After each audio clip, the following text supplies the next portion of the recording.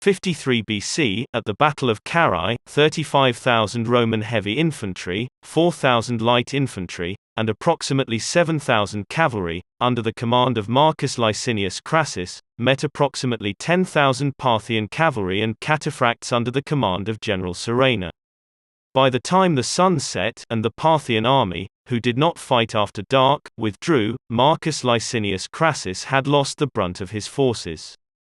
Approximately 1,300 cavalry, most of them Gallic, on loan from Caesar, rode out alongside 500 archers and 4,000 legionaries, when Crassus's son, Publius, charged the Parthians, hoping to bring an end to the constant rain of barbed arrows being launched from Surena's cavalry. The almost 6,000 Romans did not return. Publius Crassus was only seen again by his father, when the Parthians paraded his impaled head on a spike before the remainder of his forces. By nightfall, when the Parthians withdrew, Crassus was devastated.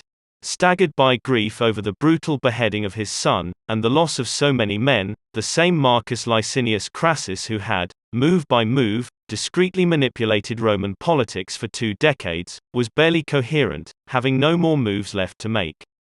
His quaestor, Gaius Cassius Longinus, failing to rouse Crassus into making some kind of decision, stepped into an unofficial leadership role, and began preparing the surviving troops for a retreat to the garrisoned town of Carrhae. Crassus did not resist. After a day enduring a hailstorm of barbed arrows, many of the soldiers had been injured, having arrows stuck through their limbs. Those who were unable to walk, their feet pierced by Parthian arrows, were left behind. When Cassius gathered what remained of Crassus' forces, and began heading back to the river Ballac, those 4,000 injured Romans were deserted. All through the night the army walked, with Cassius in the lead, and Crassus following numbly behind. Because the Romans didn't know that the Parthians did not battle after dark, they anticipated further attacks at every turn, forming defensive lines with every sound that issued from the darkness. Of the 4,000 injured, abandoned Romans, about half willed themselves to get up in the night. On arrow-pierced feet, and dragging broken limbs, they attempted to pull one another to the town of Carrhae but, in the blackness of night, they became disoriented, and went the wrong way. In the morning's first light, when General Surena's forces returned to the battlefield, they found the almost 2,000 abandoned Romans lying on the ground, in agony from their wounds. General Surena ordered them killed. Later the same morning, Surena's scouts came across the 2,000 soldiers who had wandered in the wrong direction. By the time the Parthians were done with those who had gotten lost, only 20 survived, and were taken prisoner. Realizing the destination of the remainder of the Roman army, General Surena led his forces to the town of Carrhae, on the western side of the river Ballac. Once there, he sent word to the Romans offering a truce. If Rome would return control of the conquered cities of Nicephorium, Acnae, Zenidotium, and Carrhae, Surena would, in exchange, allow them safe passage through Mesopotamia, as they returned to the Roman province of Syria. Marcus Licinius Crassus wanted nothing to do with the Parthians, and was not interested in negotiating. His forces, however, angry that they should be expected to continue fighting men because their commander refused to negotiate, were nearing mutiny. The fury of his men shamed Crassus into attending the negotiations. As Crassus approached, alongside a small retinue which included commanders named Petronius and Octavius, Surena and his commanders, who were riding on horseback, protested the impropriety of a Roman general on foot, when they, themselves were mounted. With great affectations, Surena then produced for Crassus, a horse with a golden bridle, which Crassus politely declined. However, Surena announced that, since Rome was not always mindful of its agreements, contracts for the peace treaty needed to be signed down by the river. 2 of Surena's horse groomers then hoisted Crassus into the saddle. Then, taking hold of the bridle, the groomers began running with the horse, quickening its pace with blows. Crassus held on tightly to the crazed horse until Octavius grabbed hold of the bridle, bringing him to a stop. Petronius and the other legionaries who had accompanied Crassus from the city, moved in to protect their commander, pulling away the groomers and Parthian soldiers who had surrounded the horse in their mockery of Crassus. Soon, the small party came to blows.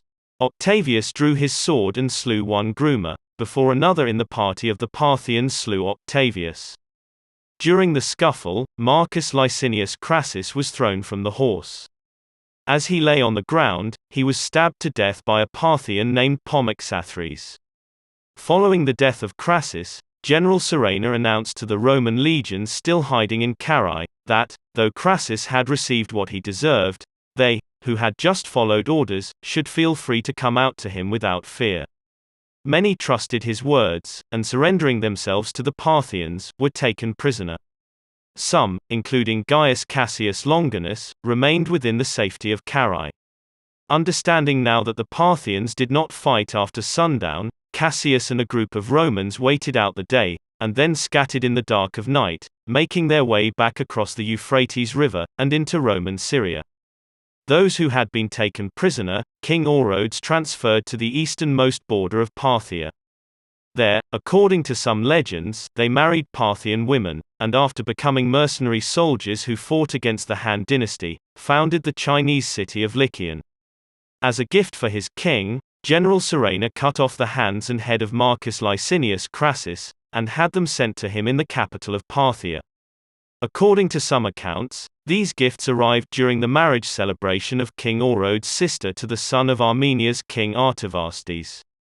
To symbolize Crassus's greed, King Orodes ordered molten gold to be poured down the throat of Crassus's head.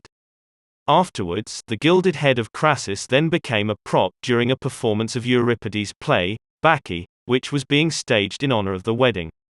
From among the Romans taken prisoner by General Surena, he sought out a man who most resembled Crassus. He then dressed him up as a woman, and ordered all to address him by the name Marcus Licinius Crassus.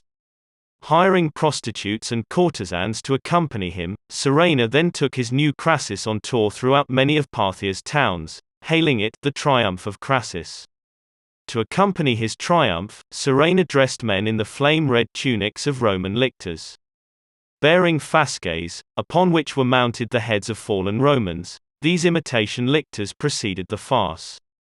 Amidst this parade, Surena also displayed the Roman eagle standards which had been captured during the Battle of Carrhae, and which represented the biggest humiliation to Rome.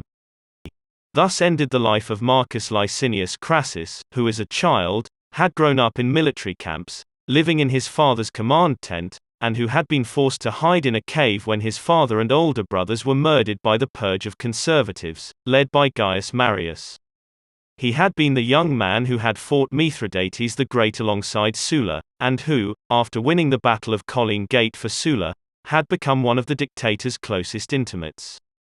And he was the man who, later, made his fortune in shady dealings involving prescribed properties and burning buildings, then used that fortune to fund an army to take into battle against Spartacus, which ended with the crucifixion of 6,000 slaves along the Via Appia.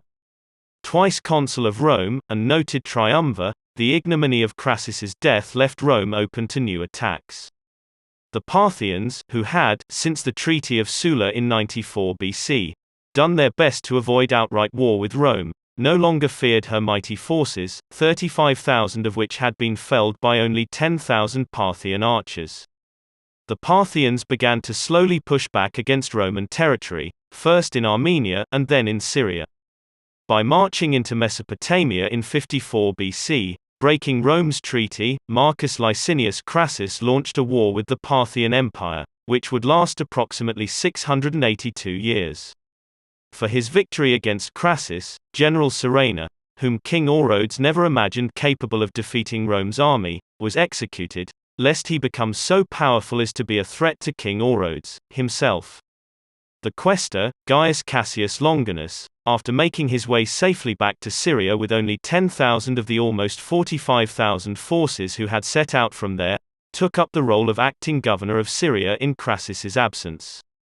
As pro-quaestor, Cassius defended Rome's Syrian borders from the Parthian attacks, which King Orodes launched almost immediately after executing General Surena, and assuming command of his all-cavalry army. In Rome's political arena, the death of Marcus Licinius Crassus left Caesar without a powerful ally. Together, with the death of his daughter, Julia, Caesar also lost all ties to Pompeius Magnus. The shared power and mutual ambitions of the First Triumvirate were now concluded. Only Caesar and Pompeius remained. This concludes the fourth series, covering the formation of the First Triumvirate and Caesar's invasion of Gaul. Stay tuned to see how the death of a triumvir changes Rome's political dynamics, and Gaul's response to conquest. Thank you for watching.